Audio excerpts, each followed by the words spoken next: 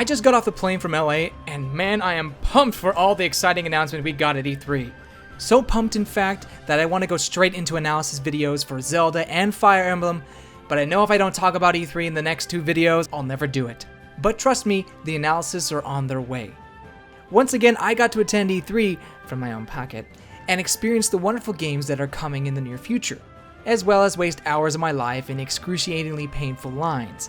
It's bad enough I had to wait 3.5 hours just to play Link's Awakening, but when you had some random dude in line who wouldn't stop coughing, it gets to you.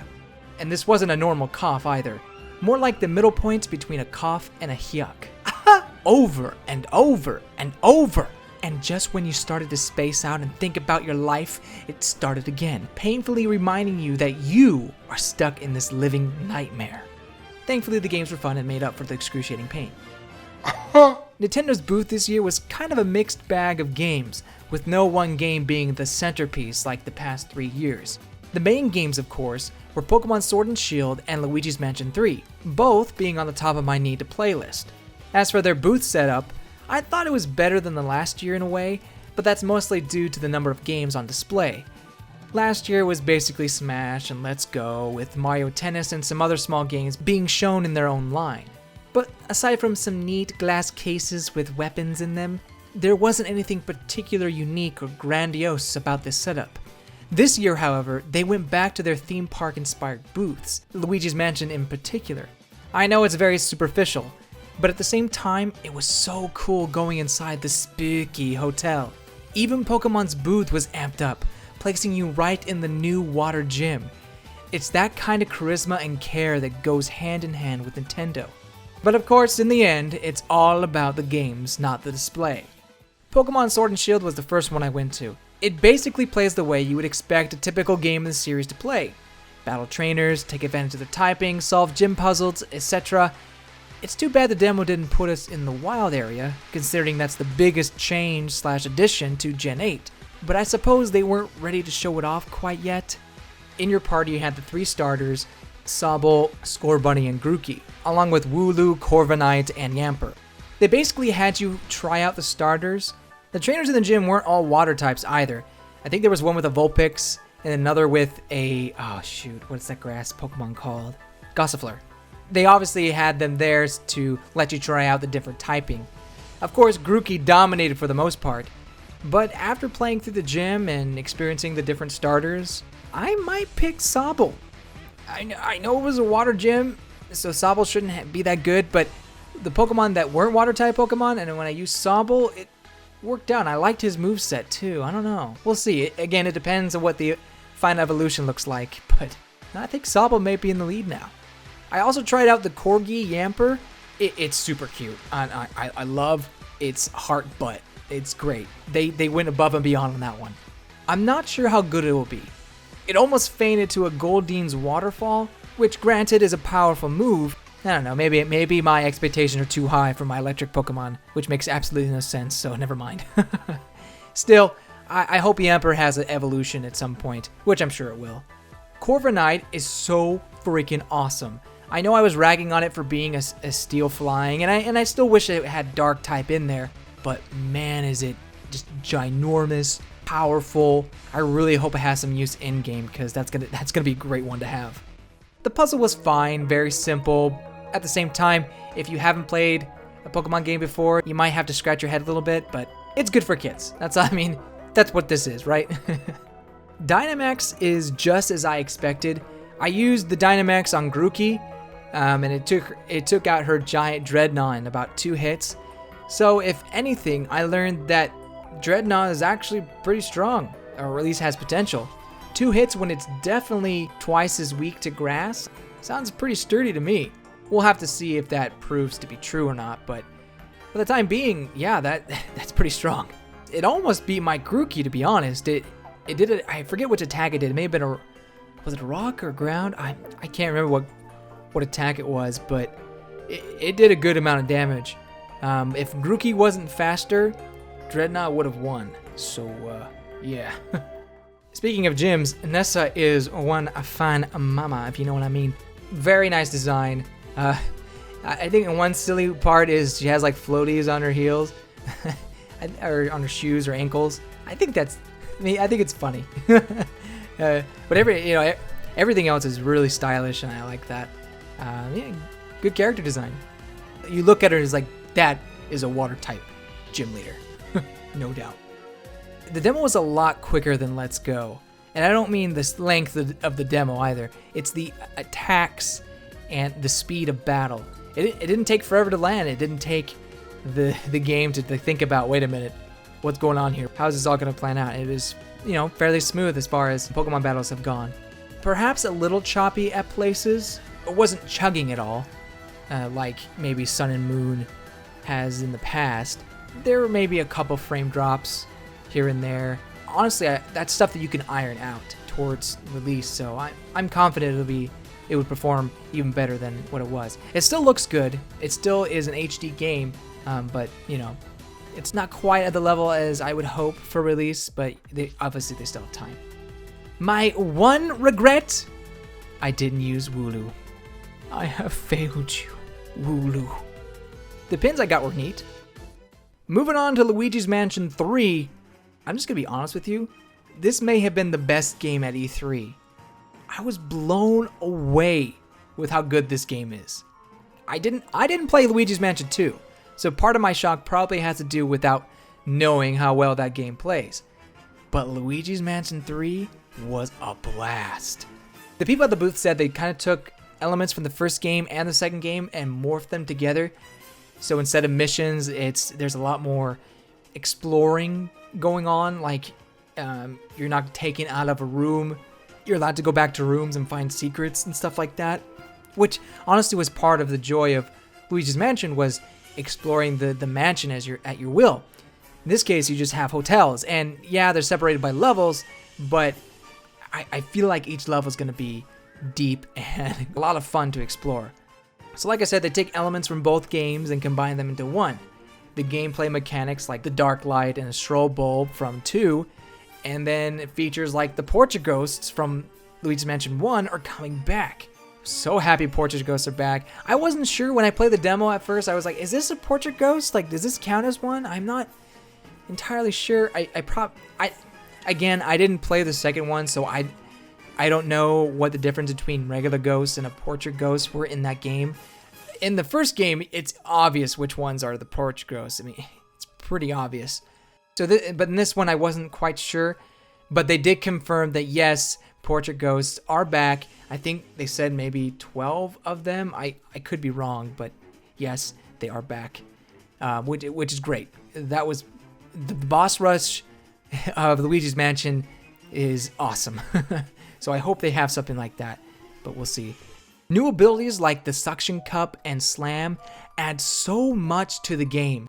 The Suction Cup offers so many new puzzle opportunities along with the Dark Light. You're just constantly looking around, finding ways to interact with your environment, find holes in the wall, things that should be here that aren't. It really adds more to the game than just, oh, I'm sucking up the ghosts, going from one room to the next and sucking up the ghosts without really looking around. That's not this game. This game is taking your time when you're not on a time limit, taking your time and exploring the world, exploring the hotel, and that's what I'm all about, man. And I am so surprised how satisfying it is to beat ghosts to a pulp, just slamming them to the ground. It's brutal, man. I'm gonna take out all my frustrations on them. Why am I still single? I need to stop overeating. Wish I could do this with the guy coughing in line. The controls are smooth. The picture is crystal clear. Luigi has so much personality. He's happy, he's scared. He reacts to all sorts of things. Oh man, I cannot wait to see all the hidden stuff in this. It's gonna be great. This has seriously shot up to one of my most anticipated games of this year. I was gonna get it, but I was a little apprehensive. Like, I don't know, it's probably gonna be more like the second one, and I heard the second one wasn't that great. Now I kind of want to play the second one just to see how different it is. Yeah, sure, I may be disappointed, but I know the third one is going to be good, or at least from what I've played. So, if anything, it's just going to get me more excited. Why didn't they give us a date? That's the one thing that I'm worried about. October, perfect. Wide open. There's nothing there. Nothing's releasing that time. It's spooky. So let's do it. Let's go with October. I'm worried they're going to push it back to December because they feel like they need to have a holiday game right there. Personally, I think Pokemon Sword and Shield is perfect. It's the only game you really need around the holidays, at least in this case. I mean, if they had another one, it wouldn't hurt. But I think November 15th or whenever it is for Sword and Shield, that is your holiday game. That's fine. So they don't need to push it out to December. And I hope they don't. But if they need more time to finish some loose ends, fine, go for it, if you must. But know that I won't be happy about it. I'm fine with whatever they need. If they need more time, take it. But to me, oh my gosh, the demo we played, out of all the demos I played, this felt the most complete. Except maybe Mario and Sonic, but we'll get to that later. Link's Awakening, aside from the atrocious line of, I expect that from like Kingdom Hearts, Final Fantasy, and Breath of the Wild. But Link's Awakening? Granted, that had to do with how little demos they had going on compared to Sword and Shield and Luigi's Mansion, but I digress. The demo itself, however, was great. I mean, it throws you right into it, the very beginning, more or less. It's a remake of Link's Awakening. If you didn't like Link's Awakening before, you might like it now. They're hard changes, like very modern day changes, like the shield always being equipped. It looks a lot better. It doesn't hold your hand like a lot of other Zelda games. I think someone who didn't like it in the past could learn to like it now. A lot more straightforward, I think. You can still get lost. It's not guiding you every way. I think even the demo, I was kind of like, okay, I got this powder, but what next? I don't understand where I'm going. I'm kind of lost. So yes, I did get lost in the demo. Woohoo. Yes, make fun of me. I'm a loser. I haven't played Link's Awakening in a long time, okay? One of the highlights was the music is so calming and soothing. Kind of felt like coming home. I really like that. I guess also a dreamy in a sense, Love the style. They went all out on that. Well, all the enemies look very, very well done. The characters, sprites, they look some love-filled college kids' final project. Yeah, that's what it feels like.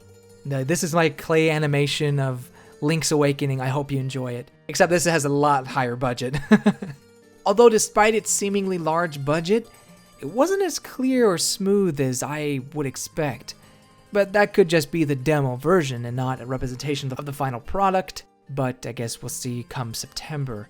It didn't chug or drop frames, so that's good. It's just not high resolution and kind of low frame rates.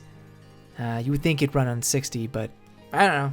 Although at the same time, I'm not the best at telling what frame rates are or how, what the frame rates per second are. So I guess use your best judgment there. But I will say it was kind of refreshing to go back to the typical top-down dungeon style of Zelda after playing Breath of the Wild. I guess in that sense, it's coming back home, coming back to the Zelda formula or the typical Zelda gameplay that we grew up with, and that's really nice. Let me talk about the booth real quick. That booth was beautiful. They had basically the important scenes and dungeons from the game just set up right there, right next to the monitors. They were beautiful, gorgeous. Kind of reminds me of the Peanuts. Like, my mom has these Peanut figures or whatever, and she set them up in the Christmas pageant or the Great Pumpkin, and those famous scenes from that. So it kind of reminded me of that, except in the Link's Awakening style with Link and Malin and all, and some enemies and the Wan and whatnot. So yeah, it's great. Loved it. It's beautiful. I wish there was more monitors so the line wasn't as atrocious. And I wish that guy would have taken a cough drop. Moving on to the smaller games, the small games section. Marvel Ultimate Alliance 3. I remember playing the first two Marvel games as a kid, so playing the third one was kind of a blast from the past. But I say play, I meant like rent. I didn't buy it because I wasn't sure if I'd like it, and I really didn't. I mean, it was fine, but it wasn't my cup of tea. And I think it's still not my cup of tea. Granted, I had fun. If I had friends to play the game with, I think I would be down to playing through it. But by myself, I don't know. I don't know if there is benefit or if it's worthwhile to do a single player playthrough of it. It feels like a great beat 'em up as a party game, especially if you like Marvel. And I do like Marvel for the most part. Maybe some of the Marvel movies as of late have not been my favorite, but I still enjoy the superhero IPs.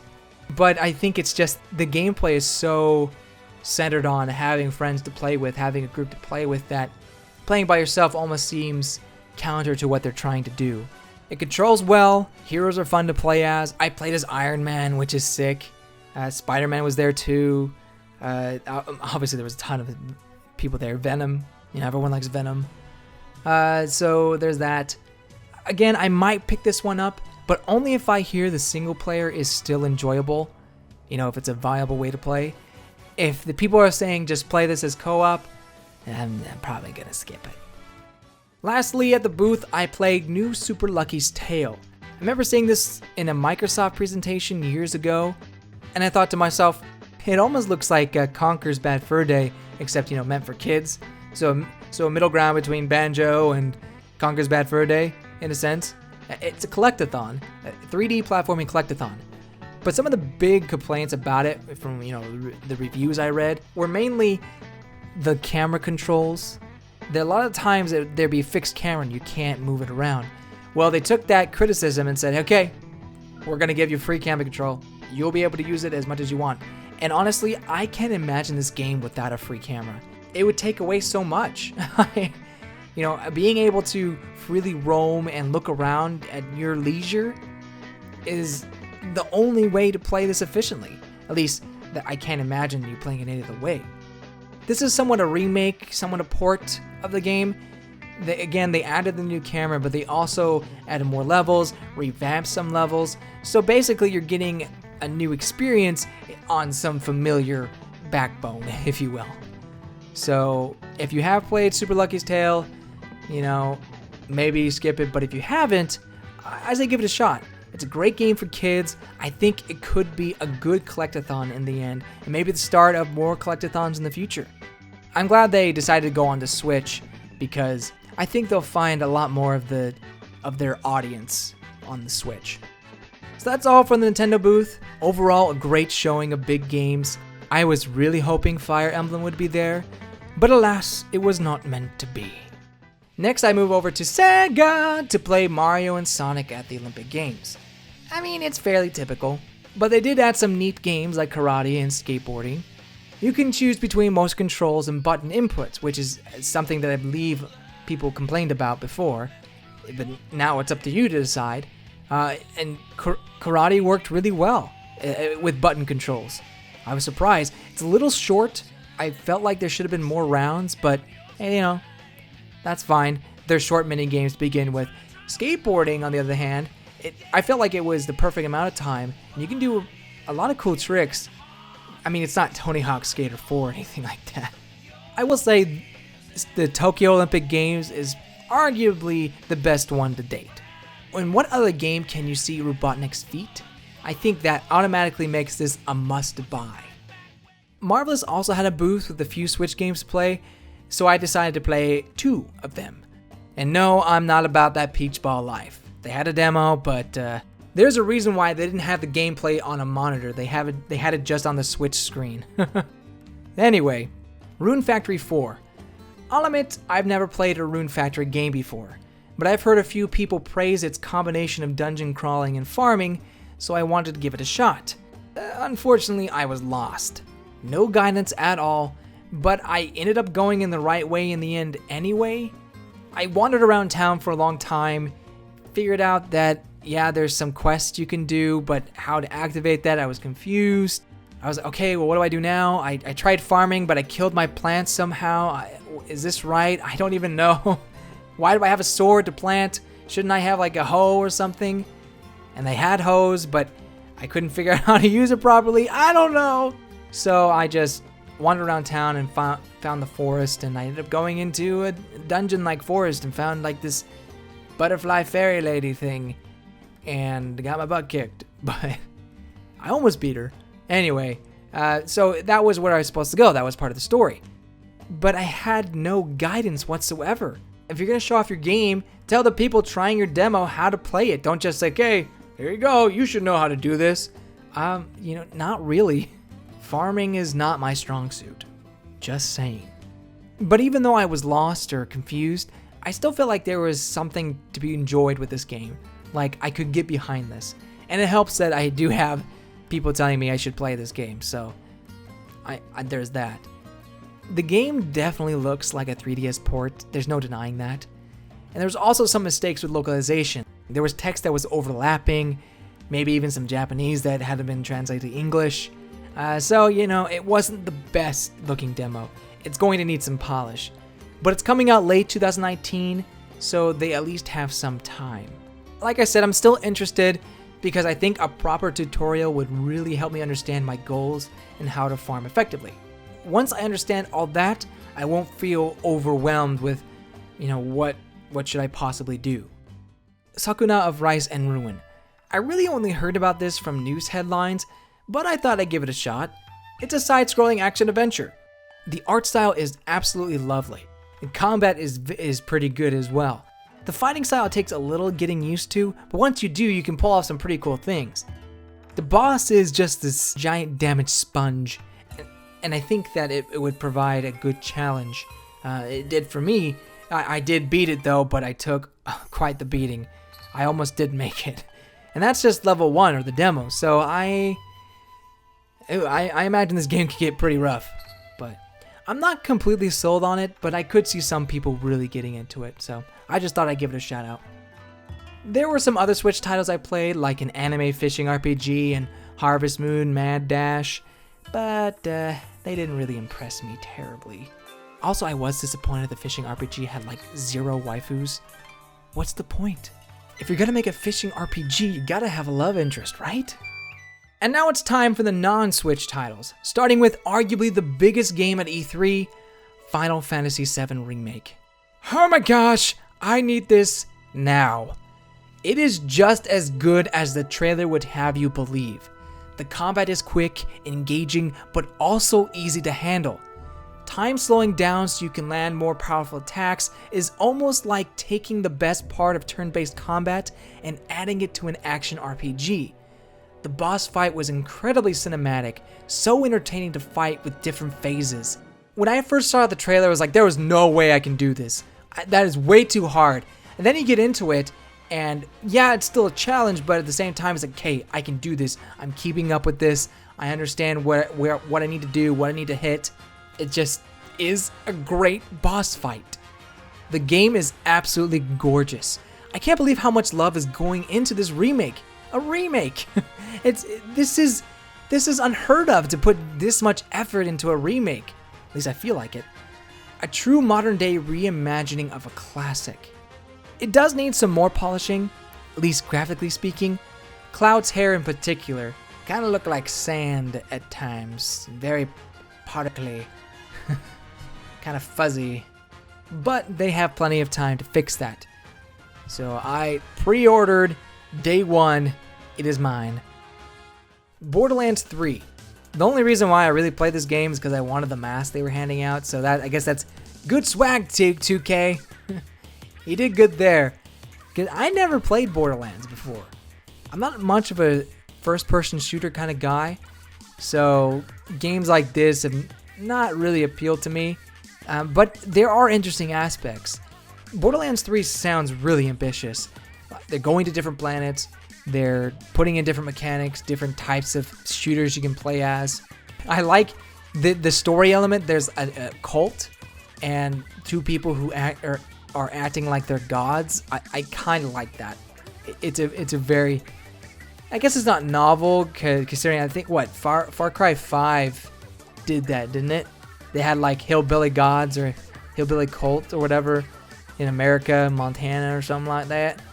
So I guess not that, odd or revolutionary.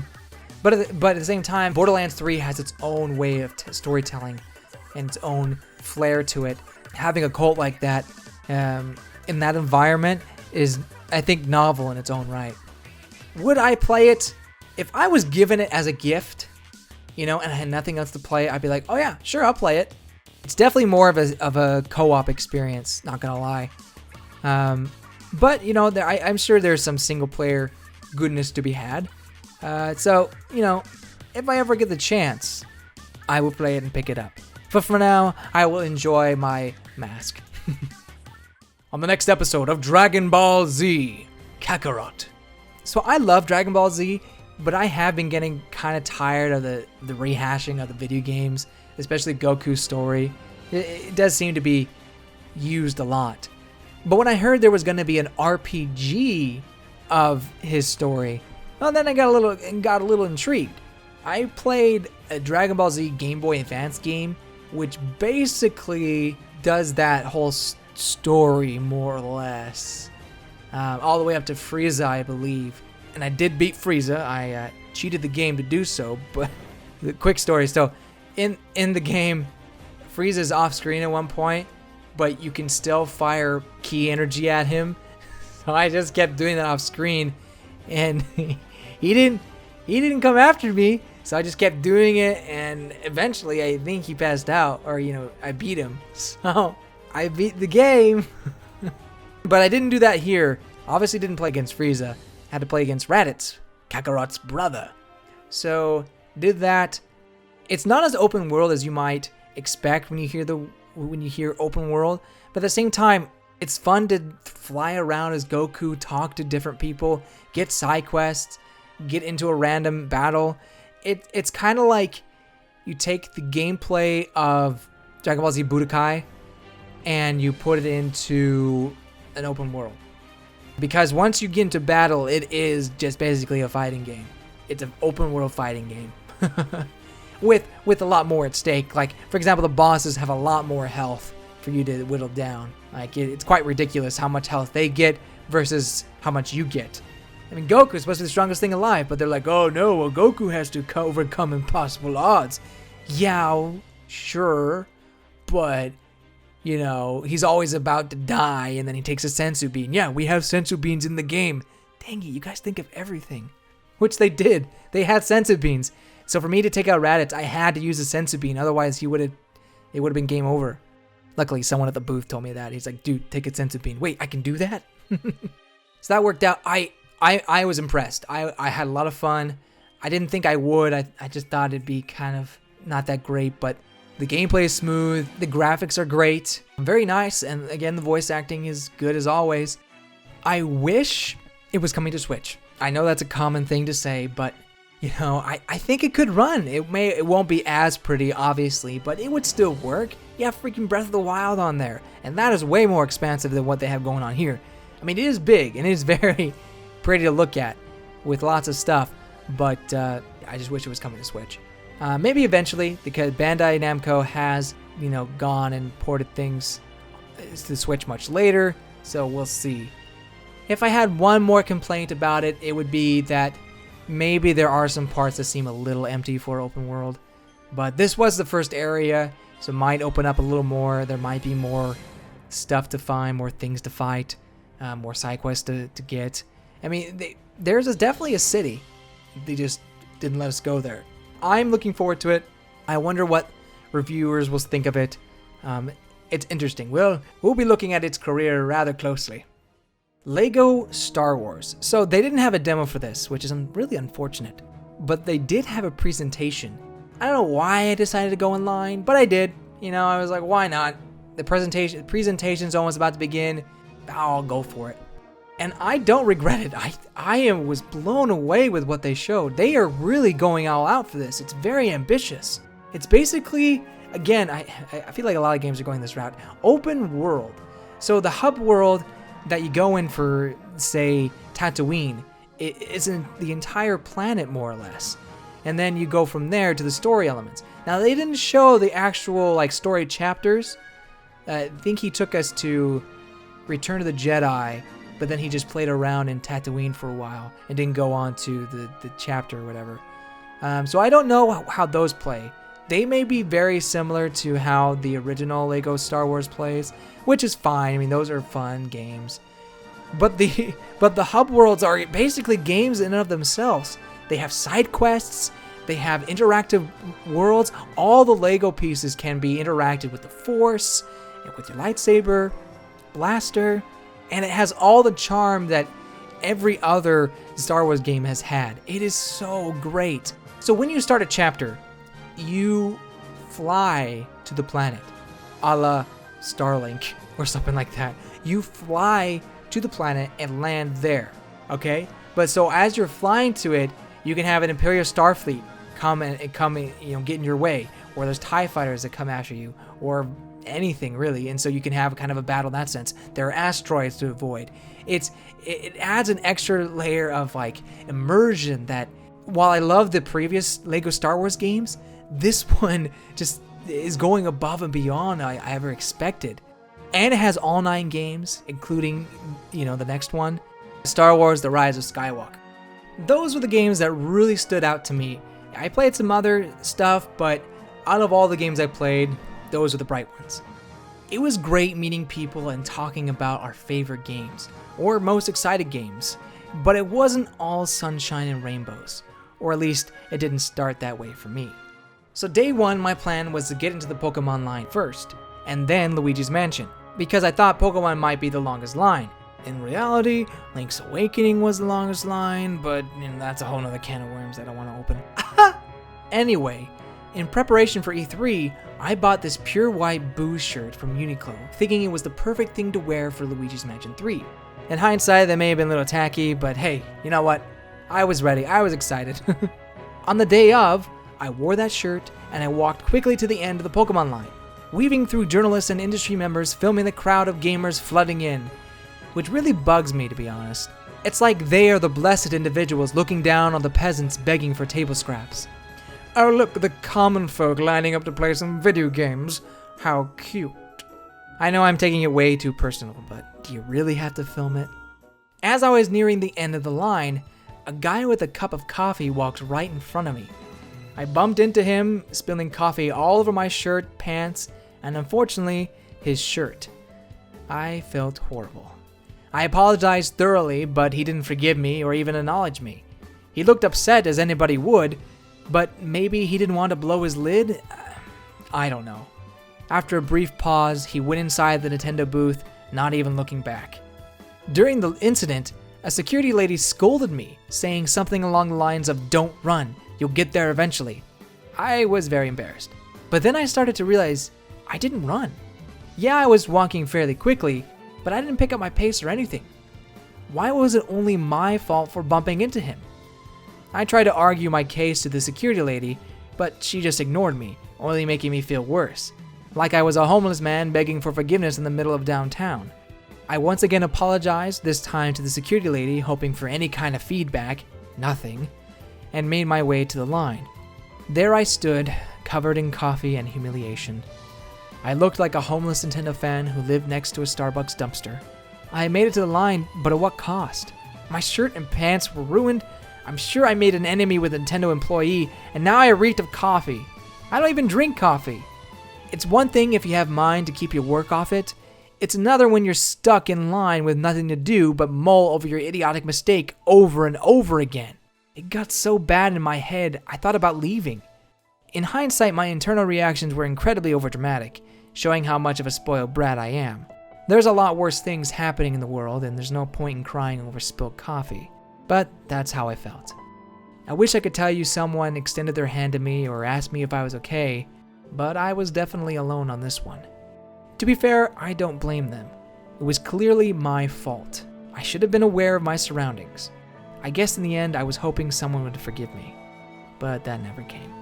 Even though the guy never apologized because he thought he was in the right, which he probably was, it would have made me feel so much better if he had at least acknowledged my apology. Then again, I should be grateful he didn't have me kicked out. Thankfully, I reached out to friends and family who tried to cheer me up, even though I knew I was in the wrong. So for the entire day, I walked around smelling like a coffee machine.